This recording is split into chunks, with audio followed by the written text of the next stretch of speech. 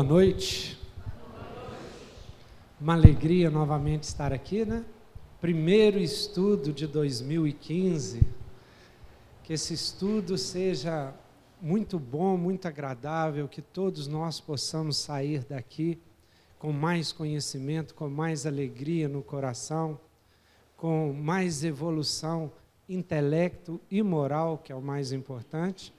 E com uma alegria muito grande que hoje, pela primeira vez, nosso companheiro Mário está aqui respondendo conosco. O Mário que coordena estudo aqui na sexta-feira, né, Mário? Pode aproveitar para fazer uma propaganda, estudo de... Sexta-feira, o Livro dos Espíritos. Nós estamos aqui a partir das 6 horas da tarde, retirando as dúvidas também dos companheiros que chegará mais cedo. Deixa eu ver aqui. Estamos tirando as dúvidas dos companheiros que chegar mais cedo e depois vamos ficar, depois das 8h30 também. É um estudo diferente, né, dos que nós temos feito até agora. Cada pergunta um texto. Então, de 7 horas às 8h30 é o estudo de um texto sobre uma questão do Livro dos Espíritos, uma questão em ordem. E lembrando, né, o Livro dos Espíritos é o primeiro livro espírita editado, de 1857. Então, ele é um livro de perguntas e respostas. Allan Kardec perguntava e os espíritos superiores respondiam. E com muita alegria também, contando com o companheiro Zé Amaral, né, que foi pego no laço. Ele vai dar palestra para nós agora, né, Zé? Pode fazer sua propaganda também. E a gente pegou ele para responder. Né? Zé Amaral é conhecido nosso aqui. Amigo, né, Zé? E vamos começar com você, que tem umas perguntas bem fáceis aí, bem joias para você responder. Boa noite, pessoal. Está quente? Vocês precisam de ver as perguntinhas que estão mandando para a gente aqui. Começaram a aprender a jogar umas granadinhas de mão, e só joga. Mas, no fundo, são muito simples de responder, porque a complicação fica por nossa conta. São 3 perguntas, mesmo tema, e muito importantes, muito significativas. A primeira, nas casas espíritas, em pleno século XXI, falar a respeito de sexualidade e estudá-la constitui espinhosa tarefa. E quem concordar em assumir os riscos pode se preparar para as pedradas. Por quê? Porque a humanidade ainda não conseguiu se elaborar em termos de sexualidade. É o planeta Terra inteiro. No fundo, nós ainda somos infantis nessa área. Nós estamos muito mais ligados. Nós estamos naquele momento em que a gente está começando a ver uma luz extraordinária que nos leva à sexualidade para os píncaros, né, dos sentimentos, e entender o que realmente significa sexualidade, mas a gente ainda está preso às questões do instinto, às questões de sobrevivência. E aqui nós colocamos muitas regras em cima disso aqui. Ao longo da história humana, foi preciso colocar muitas regras em cima disso aqui, e agora que a gente tem um pouquinho de maturidade, a gente está tentando elaborar essas regras e colocar de forma bem mais humana, bem mais lúcida, bem mais condizente com o tempo que nós estamos vivendo. Responsabilidade, livre-arbítrio, desenvolvimento dos sentimentos, desenvolvimento das emoções, desenvolvimento até chegar ao tópico que seria uma relação amorosa. Mas, infelizmente, a nossa comunidade terráquea ainda é muito presa nesses aspectos. Tanto é que as coisas mais ruins que nós temos, né, no nosso meio, ainda está muito ligada à questão da sexualidade. Vocês já pararam para pensar que todo xingamento, eu estou dizendo todo, tem a ver com sexualidade? Todo xingamento tem a ver com sexualidade. Tem a ver com alguma coisa de domínio de sexualidade. Vá para casa e pensa nisso para vocês verem o tanto que nós somos imaturos, quando a gente fala de sexualidade. A gente ainda é verde, ainda a gente está engatinhando no processo do amadurecimento da nossa sexualidade. Então, ainda leva tempo. Não é dentro de centro espírita, não. É em qualquer lugar que você estiver no planeta Terra, você vai ter complicações, né, quando toca nesse assunto, porque esse assunto é um assunto de extremo poder. E, por ser um assunto de extremo poder, obviamente, tem muitos olhos em cima disso aí. E esses olhos em cima disso aí vão querer colocar regras e mais regras para determinar, né, responsabilidades. Se fôssemos numa sociedade já madura, numa sociedade de espíritos, né, vamos supor que já habitam planetas que ainda necessitam de processos, né, de relacionamentos sexuais, mas que já estão num patamar de evolução muito maior do que nós, eles já não têm tanta regra. Por quê? Porque a responsabilidade pessoal de cada um já é lúcida, já é consciente, já é tranquila, então não precisa de ninguém deliberar sobre o que ele deve ou não deve fazer. Só para se ter uma ideia, por exemplo, por que Moisés, lá naquela época, lá, as regras, as leis mosaicas, por exemplo, têm muito a ver com isso.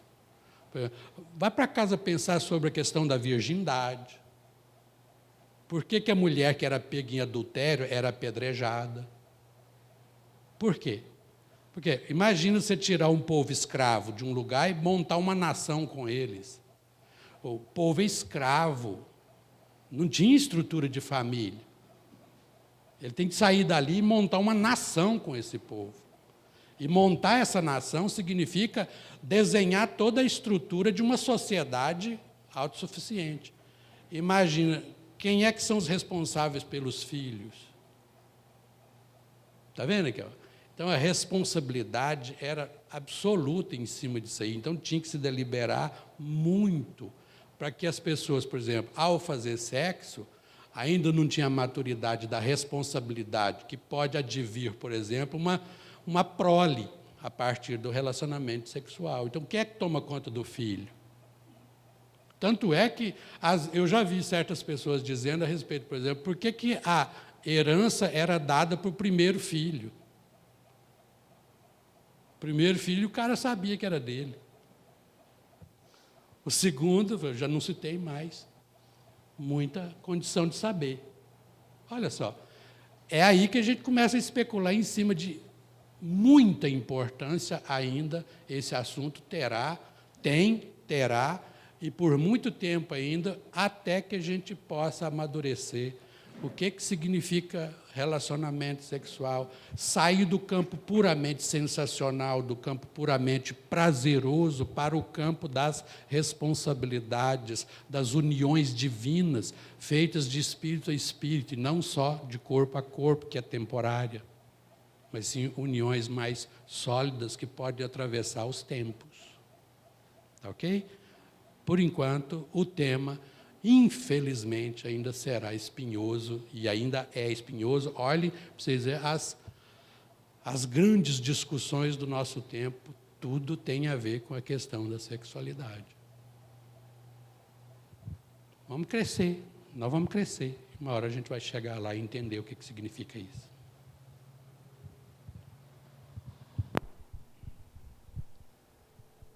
Boa noite a todos, mais uma vez, né? Uma pergunta aqui, não entendo muito, estou começando agora, meu irmão é falecido há 13 anos, e tem vezes que sinto ele em casa.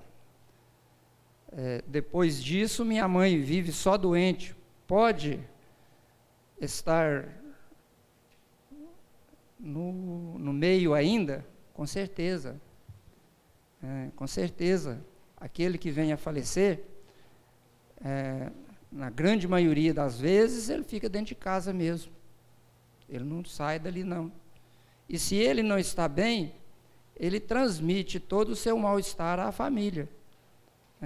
Então, com certeza, não há como ele ele sair da casa, não, ele vai ficar no meio. Há poucos dias foi perguntado aqui sobre para onde o sujeito vai, né, o indivíduo vai quando vem a falecer. É mundo vibracional. Onde estiver o teu tesouro, aí está o teu coração. A pessoa desligou do corpo, mas não desligou da família. Então, provavelmente, a grande maioria permanece na sua própria casa. Bom, as perguntas, realmente, o de hoje estão pipocando, né? Cada uma mais interessante do que a outra. Boa noite. Gostaria de saber o que diz o Espiritismo sobre o Apocalipse.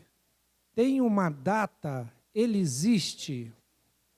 Muito interessante. O Apocalipse é um livro que dizem que é de João, que escreve, é um dos últimos livros do Novo Testamento. E é um livro muito difícil de se interpretar.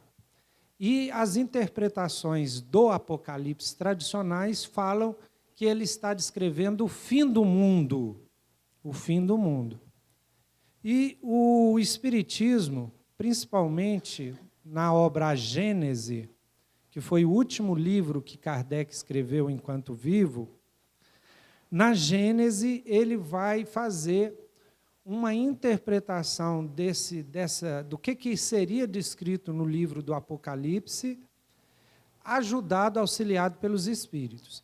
Então ele vai falar que o fim do mundo, que está descrito lá, é o fim de uma era, e não o fim do mundo físico.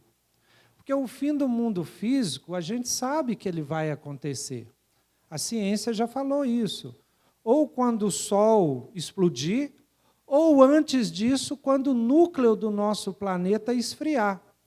E o planeta deixar de ter a proteção do campo eletromagnético, se tornando igual Marte, por exemplo. Vai perder a atmosfera e vai se tornar igual Marte é hoje. Então, isso são teorias do fim do planeta físico, tá? Do planeta vivo biologicamente, como a gente conhece. Agora, o Apocalipse fala do fim do mundo, do fim de uma era. Que era é essa? A era de provas e expiações. Desse mundo de sofrimentos que a gente está acostumado, que a gente tem vivido nesses milênios, para uma próxima fase, que Kardec denomina mundo de regeneração, que seria um mundo melhor, um novo estágio evolutivo, um estágio mais feliz, um estágio onde o bem prevalece, porque nesse estágio nosso, o mal ainda é muito prevalecente, o mal ainda é muito constante, o mal que ainda existe em nós. Então, o mundo está passando por essa transição, inclusive se fala transição planetária. E não há uma data específica para isso acontecer. Quem falar em data corre o risco de errar. Na verdade, o tempo planetário é muito diferente do tempo da vida humana. Uma vida humana longa, de 100 anos, é nada na vida planetária. O que é 100 anos numa vida de um planeta de milhões de anos? Só de civilização são 40 mil anos que a gente tem de civilização de escrita, que deixa para nós uma história. 40 mil anos. Então, 100 anos é nada. Dizem que essa transição começou com a vida de Cristo. Ou seja, Cristo já veio dar o start para essa transição planetária. Nós estamos há 2000 anos tentando vivenciar o que Cristo trouxe para nós. E dizem que mais 1000 anos vai ser suficiente.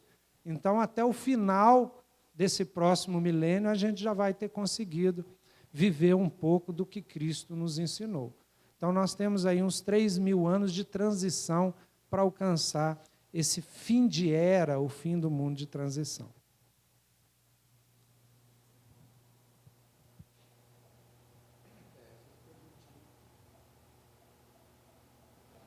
Essas perguntinhas estão fazendo a gente suar as tampas aqui hoje. Ou é o calor? O que vocês acham? Os dois. A segunda pergunta é mais ou menos semelhante à anterior. Quanto conhecemos sobre a nossa sexualidade, o que nos incita a ser da maneira como somos, em relação ao sexo e ao amor? Esse aqui é o grande drama. O problema é que nós somos os seres humanos. Nós é que somos os seres humanos. Para um animal, isso é mole. Resolver esse problema é mole. É por isso que o animal, por exemplo, ele não está nem aí pelo que acontece com ele. Ele apenas segue um determinismo divino. Está na hora de comer, ele come, está na hora de procriar, ele procria, está na hora de fazer sexo, ele faz, e não tem hora, não tem lugar, ele não tem vergonha, ele não tem absolutamente o conhecimento do bem e do mal. Enfim, nós, seres humanos, é que criamos isso para nós, porque nós chegamos num patamar em que a gente não é só um ser animal. A gente é um animal que pensa, e que sabe que pensa, e que raciocina, e que determina cultura. E cultura gera valores, gera uma ética, gera uma postura, gera um modo de ser. Então, nós criamos regras de convívio social. E a cada dia que passa, a gente vai sutilizando essas regras de forma a não precisar nem de falar mais, as pessoas já sabem. Uma pessoa de bom senso, uma pessoa lúcida, madura, é fácil de você conviver com ela, por quê? Porque ela tem o como conviver, né, azeitado, aveludado. Agora, tem gente que você rotula esse ser de falta de educação, uma pessoa deseducada, uma pessoa deselegante. Por quê? Porque é aquela pessoa que não tem esse mínimo de conhecimento e de postura de ser humano, de um ser humano.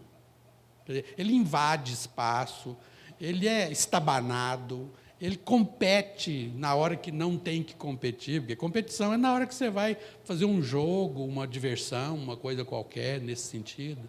Não, a pessoa compete a todo instante. Então, isso aí é o que? É ainda preservado nele a predominância do instinto. Ele está sempre tentando marcar território, está sempre tentando disputar, está sempre tentando ser melhor do que o outro, está sempre tentando destruir o outro para ganhar o espaço. Isso é atitude animal, determinada. Seres humanos, não. Seres humanos têm que comedir. Então, por exemplo, o sexo, para ser sexo na condição de seres humanos, ele somente o sexo animal não satisfaz. A ciência, a neurociência hoje, mostra isso para nós.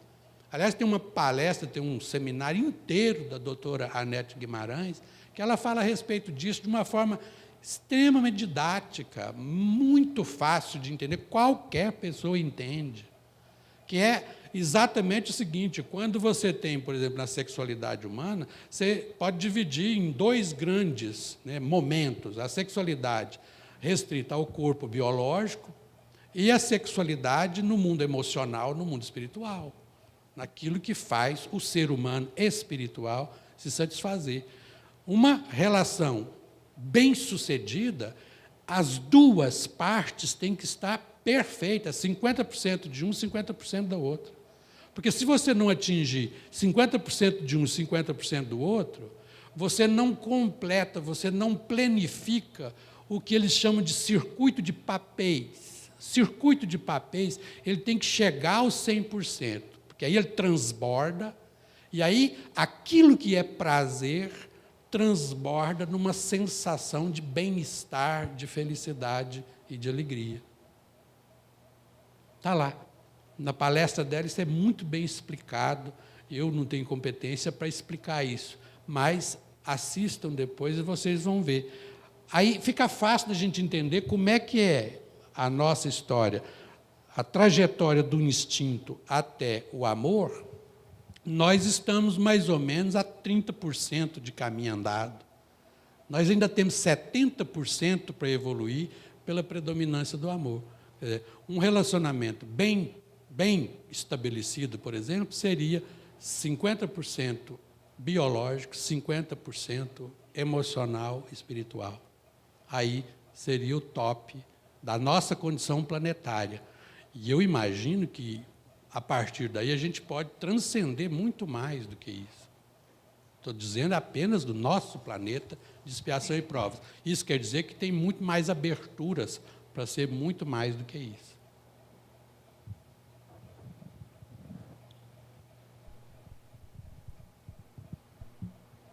Eu comia carne, mas muito pouco, carne vermelha. Quando engravidei, fiquei parecendo uma loba. Agora, no primeiro dia deste ano, tentei comer 2 vezes e passei muito mal. Muito mal mesmo. Será que é espiritual? Já que tenho uma mediunidade bem forte. Obrigada. Não tem nada de espiritual aí, é tudo físico mesmo, né? Há muita informação que perturba. A pessoa, a mulher, quando engravida, muitas vezes orienta, agora você vai estar nesse período de gestação, a necessidade de alimentar mais. Se a pessoa já tem uma boa saúde física, ela deve manter a alimentação natural. Não deve alterar a sua alimentação, não. Porque isso acontece em todo o reino animal. Mantém a mesma situação, a mesma alimentação, porque aquilo é o que satisfaz a ela. Não é alimentar porque alguém falou que tem que alimentar em dobro, ou comer isso ou aquilo, porque aquilo vai melhorar a condição tanto da gestante como da criança que está para vir. Não é isso dessa forma, não. E é Jesus quem nos responde isso aí. Ele nos fala que é o que sai da boca que faz mal, não é o que entra. Tá lá é o Evangelho que nos orienta isso aí. Então eu tenho, em qualquer época da minha vida, prevalecer, como diz o nosso companheiro Zé Amaral, deixar de usar o instinto, de ter sensações, né, e usar a inteligência, fazer o bem, né? E fazer o bem a gente faz ela por pensamento, palavras e atos. Então é o que vai sair da boca, é que vai fazer com que qualquer pessoa, indiferente se esteja num estado, se seja do sexo masculino ou feminino, seja gestante ou não, ela vai estar bem. É isto que é a orientação que a gente deveria passar para vocês aí, né? O problema da mediunidade não tem nada a ver também, né? Sou médio, a mediunidade tem que ser trabalhada em outra situação, né? Agora, muito importante a mediunidade também participar das palestras na casa espírita, do trabalho que já vem fazendo. Se tiver alguma inconveniente, a espiritualidade vai orientar, mas não tem, não. A presença na casa espírita é muito importante nesses momentos. A criança vai receber as vibrações positivas da casa e muitas vezes vai modificar até a forma dessa criança voltar à Terra. Agradecido. Muito bom. Só complementando aí, o Espiritismo dá uma informação que talvez muitas vezes explique por que a mulher, né, na gestação tem aqueles desejos estranhos, né, diferentes, e muda todo esse aspecto. Além do aspecto físico, né, endócrino e tudo, que a mulher está numa condição especial, que os médicos sabem explicar direitinho, existe a aproximação do espírito que está reencarnando. Então, há uma sintonia entre mãe e filho, né, uma relação entre dois espíritos ali, que provoca uma série de diferenças, né, que não teriam se não fosse aquele processo. Então, eu nunca vivenciei isso nessa vida, Zé, né? Nunca vivenciei, mas eu fiquei grávido junto com a minha esposa, né, por 2 vezes. Então, realmente é um período muito especial que a mulher sente realmente que tem um outro espírito ali coabitando com ela no mesmo corpo, né? No mesmo corpo, assim, dividindo ali parte do corpo e tal, para o processo de reencarnação se proceder. Bom, um perguntão aqui. Boa noite. Já frequento o Centro Jesus de Nazaré há mais de 6 meses e gostaria de um esclarecimento sobre o passe. Se durante o passe eu pensar e sintonizar em uma pessoa a qual desejo que ela receba as energias positivas, bons fluidos, e que ela seja atendida pelos espíritos de luz, se isto, segundo o Espiritismo, é correto de se fazer. Sim, totalmente correto, né? A gente, inclusive, instrui para isso. Se você conhece uma pessoa que, por algum motivo, não pôde vir aqui, então, se no momento do passe você sintonizar nela e pedir, fazer uma prece, pedindo, inclusive, para os amigos espirituais ir lá, atendê-la, pedir a Jesus que possa socorrê-la, mandar para ela suas energias positivas, isso tem muito valor. Inclusive, se você pedir para que ela, nesse momento, se sintonize aqui, mais ainda. Se você sabe que o passe acontece ali entre 9 e 9h30, por exemplo, se você pedir para, nesse período, ela ficar lá em prece, ficar lá pensando em Jesus, vai ajudar mais ainda esse processo de sintonia. Esta pessoa será atendida pelas entidades espirituais? Ou seja, ela também está recebendo o passe indiretamente? Sim, possivelmente. Claro que depende de uma série de fatores, mas sim. O mesmo gostaria de esclarecer se quando oramos e pedimos ajuda espiritual para uma pessoa, se ela também será atendida pelas entidades espirituais. Obrigado, se puder esclarecer como proceder a ajudar uma pessoa. Obrigado. Bom, André Luiz, nas suas obras, ele fala da prece intercessória, que é aquela prece que a gente faz de intercessão para alguém. Então, por exemplo, eu tenho muitos méritos e eu posso pedir, por exemplo, para o Mário, né, que o Mário seja auxiliado em algum problema. E dependendo do meu mérito e dependendo do mérito do Mário, ele pode ser ajudado sim. Então, André Luiz descreve casos que isso acontece. Mas isso depende, por exemplo, dos próprios méritos do Mário. Depende do nosso pedido. Porque, por exemplo, a gente atende pedido dos nossos filhos que fazem mal para eles? Nós, enquanto pais ou mães? Menino pede, está com a garganta inflamada e pede para tomar sorvete. Você dá o sorvete para ele? Não damos. Nós, como pai, temos responsabilidades. Ou, no contrário, o menino não quer tomar vacina. Vacina dói. Você vai lá e dá a vacina que dói, porque você tem uma visão a longo prazo. Você sabe que aquilo é para o bem dele. Então, muitas vezes, o Mário está lá passando por uma situação difícil e eu peço para ajudá-lo, mas o mentor espiritual do Mário, os coordenadores espirituais dele, percebem que aquilo está fazendo com que ele evolua. Então, não vão interceder, porque aquilo é importante para ele, mesmo que a gente aqui não saiba. Não sei se foi você que fala nas suas palestras que quando aperta a fruta o caroço sobe, é você? Eu te cito sem saber. Ó. Então, o Zé fala que quando aperta o caroço, não, aperta a fruta o caroço sobe. Ou seja, aperta ali o homem, né, o espírito reencarnado, e o caroço dele, que é o espírito, evolui. Então, muitas vezes, aquele sofrimento que aqui está sendo muito pesado, está me ensinando humildade, está me ensinando, por exemplo, perdoar, está me ensinando aceitação, que são valores espirituais, mais profundos. E muitas vezes, quando a gente não consegue entender isso, pelo trabalho, pela inteligência, pela compreensão, pela observação, a gente tem que sofrer uma coisa forte assim, né? Até uma injustiça, para a gente, por exemplo, dar o valor à justiça. Então, é um método, muitas vezes, duro, mas é aquele método que os pais geralmente usam conosco, mesmo assim com um pouquinho de sofrimento, mas sabem que aquela experiência vai ser boa para a gente. Então, depende muito disso, mas outra coisa, você pergunta, como poder ajudá-la? melhor forma de ajudá-la é trazê-la aqui, sabe? Se você conseguir trazê-la aqui, se for possível ela vir participar dos estudos, participar desse debate, vir tomar o passe, é o ideal.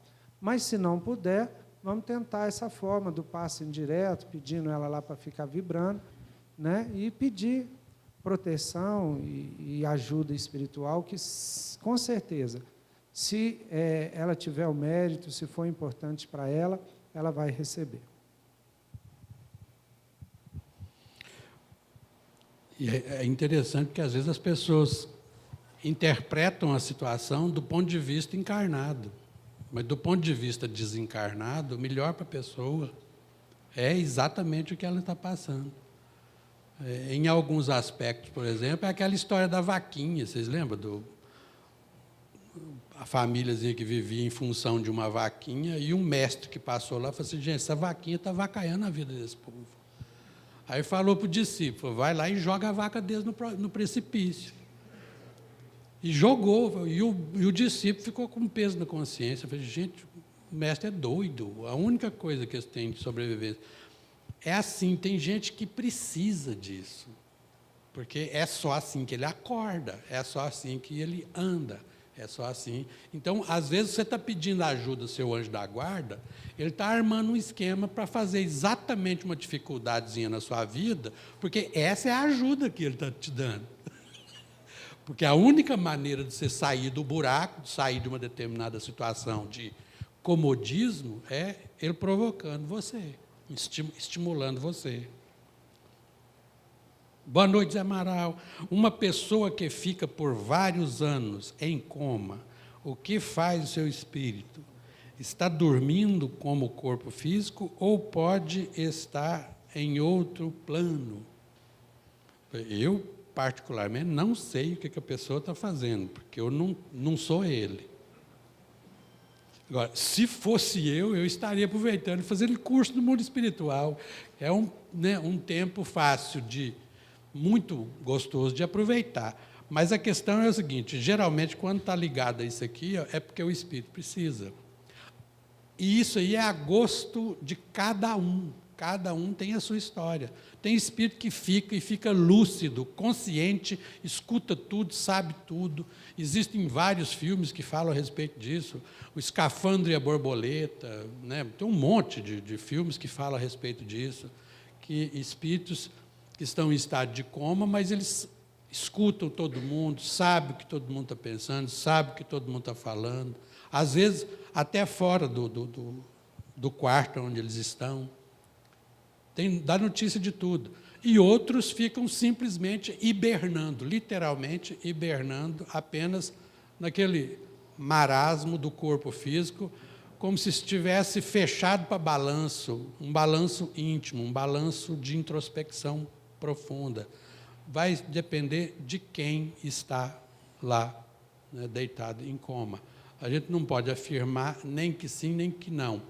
O mais importante é que quem não está e está na companhia, ou está na tarefa de ser companhia para uma pessoa que está nessas condições, pressupor a possibilidade de ele pode estar me ouvindo, ele pode estar sentindo tudo que eu estou falando, sentindo. Então, eu tenho que me comportar do jeito que o meu sentimento, na sua genuinidade, pode oferecer para esse espírito. Tudo de melhor que eu puder oferecer para ele. E agir de acordo com uma pessoa, né, conforme nós dissemos agora mesmo, educada, lúcida, elegante, né, dando tudo que aquele companheiro precisa para se recuperar. E muitas vezes, na hora que decide, em alguns casos, por exemplo, decide, está vivo só em função de aparelhos. Então, decide, reúne, vamos desligar os aparelhos. Aí ele volta à vida. Porque quando percebe que não tem condições, né, aí volta à vida. Já aconteceram quantos casos vocês já sabem a respeito disso?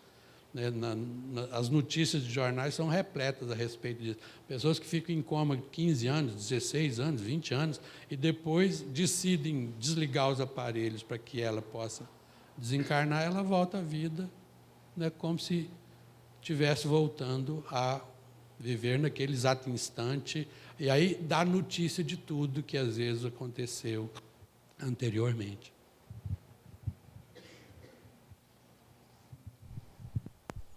Boa noite. Sobrevivi a um câncer de mama em 2005 e, tendo consciência de que mágoa, raiva, depressão são alimentos para essa doença, pergunto: quando não se controla essas emoções negativas, põe-se em prática um suicídio inconsciente? A grande maioria do ser humano sai daqui como suicida. Todos nós fazemos uma programação no mundo espiritual para fazer uma tarefa durante um período aqui na Terra. E muito poucos conseguem atingir esse ponto, né? Viver um número de anos tal como a programação dele no mundo espiritual. Então, a grande maioria sai daqui como suicidas inconscientes. O câncer, né, ou a tuberculose, a sífilis, a AIDS, são doenças... a lei divina não mata ninguém. A lei divina nos convida ao reequilíbrio e à autoconsciência. Coisas que eu perdi lá atrás, quando eu deixei de usar a inteligência, deixei de ter emoções e fui usar o instinto. Em vez de emoções, eu vou manifestar através das sensações. Então, é uma etapa muito longa para me chegar até num distúrbio psíquico generalizado e, posteriormente, o corpo, quando não suporta mais uma pressão, o espírito, quando não suporta mais a pressão, transfere ao corpo aquilo. Chama soma-significação, ou somatização das doenças. É Deus nos convidando ao reequilíbrio e à autoconsciência, o que eu perdi lá atrás, quando eu deixei de usar a inteligência e fui usar o instinto. Quando eu deixei de manifestar através dos sentimentos e fui manifestar através das paixões. Não sei se ficou bem esclarecido, mas a mágoa, a raiva, a depressão já é próprio de quem está usando o instinto. Então, ele não está usando a inteligência, não está fazendo o bem. Nós só usamos a inteligência quando nas nossas ações e nas nossas atitudes nós fazemos o bem. E só fazemos o bem quando nessas ações nós favorecemos um terceiro. Quando eu estou tirando proveito, quando eu uso as informações que eu recebo em benefício próprio, eu já estou começando a adoecer. E isso aí é uma sequência. Isso aí é uma sequência longa. Um trabalho de autoconhecimento. Joana de Ângeles deve ter uns 20 livros para explicar isso aí. Para estudar, uns 20 livros. Deixar de usar a inteligência e usar o instinto. Quando eu uso a inteligência, aonde eu chego? Eu disciplino a vontade, reprogramo a mente. Vou trabalhar a lucidez, o equilíbrio, a autoconsciência, o autoconhecimento, a serenidade, a sabedoria. A primeira manifestação de equilíbrio e lucidez do ser humano é quando ele está satisfeito com aquilo que a vida lhe oferece. Caso contrário, se eu não agir dessa forma, eu estou caminhando em direção às doenças. Não existe doença, existem doentes. Joana de Ângeles também nos fala que não são os micro-organismos tóxicos infecciosos que provocam as doenças, mas um psiquismo em deterioramento é que abre campo vibratório para que as doenças se instalem. E ela diz que é a favor ela pertence a um grupo de estudiosos que acredita que não são esses micro-organismos tóxicos infecciosos que provocam as doenças. Vamos tentar responder as perguntas mais brevemente, que tem um tanto aqui de hoje e temos aí aproximadamente 10 minutos só. As curas espirituais existem? Sim, com certeza. Já demonstrado, inclusive, por pesquisas atuais, de resultado, por exemplo, de passe em doentes. Então, isso aí já tem muitos fatos comprovando isso. O que José Arigó fazia tinha ligação com essas curas? Sim, José Arigó era um médium de efeitos físicos e que realmente fazia essas curas espirituais, inclusive cirurgias materiais também. Materiais que eu digo no corpo físico. Se as curas existem, como elas acontecem? Agora, nem 10 minutos eu conseguiria, nem 1 hora a gente conseguiria explicar assim, em detalhes, o que acontece. No livro dos médiuns, que a pessoa pode adquirir ali na livraria, Kardec vai escrever sobre teoria geral dos fluidos, vai explicar um pouco como que isso acontece. Lá também tem um item chamado médiuns curadores, que também é esclarecido. Mas, basicamente, tem 2 tipos de curas. Quando se age diretamente no perispírito, que é o corpo formador desse corpo físico, então há uma ação, vamos dizer assim, direto no corpo espiritual que influencia esse corpo material, e é possível também a cura no corpo físico através do ectoplasma, tá? Que é um fluido mais denso, digamos assim, que pode agir na própria matéria. Então, existem as 2 formas de ação dessa cura espiritual aqui, tá? Mas aí, quem quiser estudar mais, a gente sugere a leitura do Livro dos Médiuns nesses 2 itens. Bom, o tempo está esgotando, vamos começar rapidinho. Tem uma perguntinha aqui que é extremamente boa, sintética. Para uma tomada de decisão no Espiritismo, devemos ouvir razão ou coração? Nós devemos ouvir razão, coração, amigos, pessoas especializadas, pensar 1 vez, 2, 3, 4, 5, 10, 20 vezes, voltar, deixa amadurecer, deixa um tempo quieto, volta de novo, razão, coração, e aí vai nesse ciclo contínuo de observação. Porque o Espiritismo nos dá essa capacidade de ser maduros o bastante para a gente não tomar nenhuma decisão de forma afoita. Para que se tome uma decisão, a gente tem que medir todos os prós e todos os contras. Se a decisão que a gente vai tomar vai prejudicar pessoas, inclusive a gente, quantas pessoas vão tomar prejuízos com essas decisões? Então, é por isso que viver é perigoso. Viver é perigoso, continuamente perigoso. A todo instante a gente tem que tomar decisões que são decisões que envolvem a nossa vida e a vida de um monte de gente em torno de nós. Às vezes a gente não pensa, não consegue pensar a importância disso. Quer ver? Interessante como é que funciona? Vamos pegar a tecnologia para a gente entender como é que funciona isso. Quer ver? Por exemplo, se você tem uma página de Facebook, desses Facebook, você tem lá 700 amigos. Um número razoável, 700 amigos. Você tem 700 amigos, você fala uma coisa, você está influenciando 700 pessoas prováveis que vão entrar em contato com aquilo que você está dizendo. Essas 700 vão influenciar, talvez, 500, mais 700, mais 800, mais 200, mais 300, mais... E essas, por consequências, vai. Isso dá a volta no planeta. E volta para você.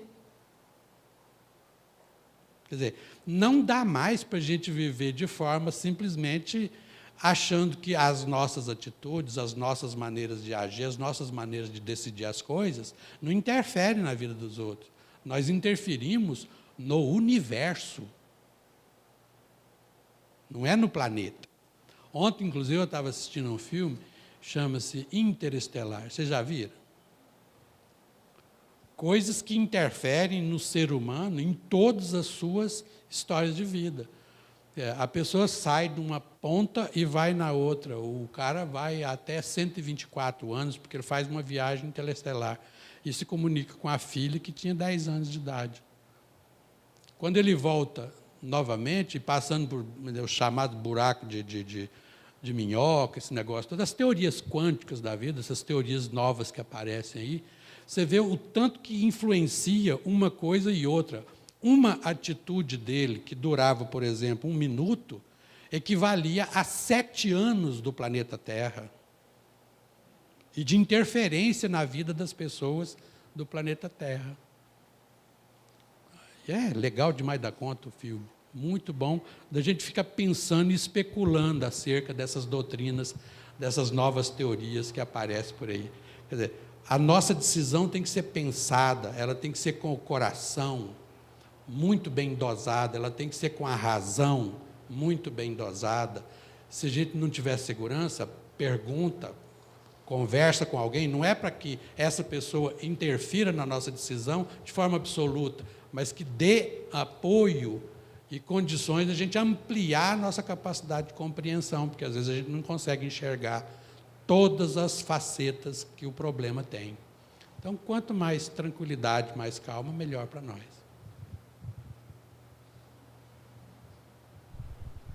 É possível um espírito que estava em uma gestação difícil e problemática retornar 2 meses após sua passagem? Sendo uma nova gravidez, não seria outro espírito? As leis da Terra determinam que só é proibido aquilo que a lei prescreve, né? Então, ninguém pode fazer ou deixar de fazer o que não seja permitido pela lei, né? Então, no mundo, a doutrina espírita pode fazer tudo, à luz da doutrina espírita. A lei também não proíbe voltar dentro de 2 meses, não. Mas todo desencarno, como é diferente um do outro, então o que acontece é que, né, normalmente há um preparo para ele voltar. Mas pode retornar, sim, com 2 meses, nada permite. Não é proibido, né, é permitido. Mas há um preparo para ele voltar novamente. Por que ele desencarnou? Porque teve um motivo qualquer, né? Havia um motivo para que ele desencarnasse naquela situação. A gravidez já é problemática em função disso aí. Então, quando ele volta ao mundo espiritual, com certeza ele pode retornar dentro de 2 meses. Não é proibido, senão a lei não proíbe, não.